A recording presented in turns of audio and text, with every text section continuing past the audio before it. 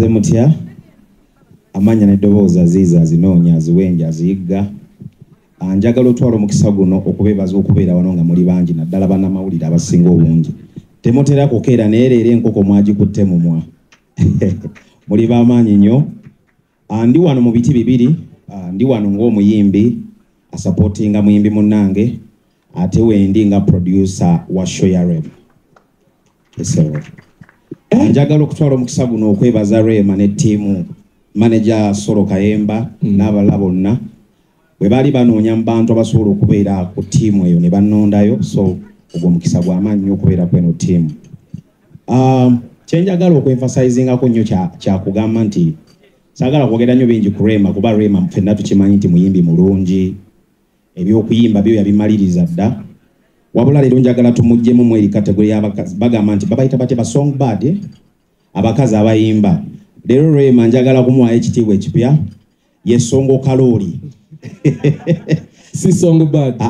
Kalooli ebeera n'edduuka oli eryo liregere kati eddoboozi lya Rema lyavaayo mu buli obwo obunyonyi obwo nti ye Songo Kalooli nti edduuka oli ddene nnyo nti muyimbi w'amaanyi kizibu okusanga omukazi ng'ayimba nnyo high notes ate ng'ayimba nnyo ne low notes kati Rema ebyo byonna Mukama blessing abirina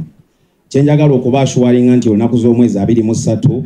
n'25 Masaka tugenda kubeera n'eshya ennungi kubanga production ye mabega mwendi ne The Maestro Band kigenda kubeera kyakabi nnyo tetulina ATS egenda okubeera ku ya stage twekozeemu omulimu gw'amaanyi nnyo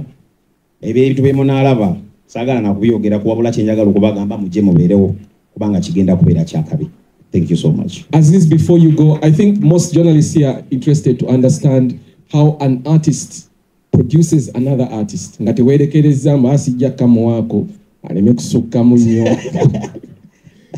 Okubeera nga toli selfish ekyo kyenina kuba abazibanda ba mu ngeri gyenzize ntambulamu n'ebintu byange seyagaliza nnyo njagaliza n'abalala oyo yenze era yensonga ndowooza lwaki ndi ku ttiimu eno. Last year twa producing show ya Shiba eyali ku Serena era twaliyo ne The Maestro Band so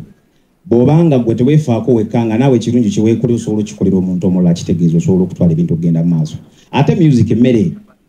buli muntu alya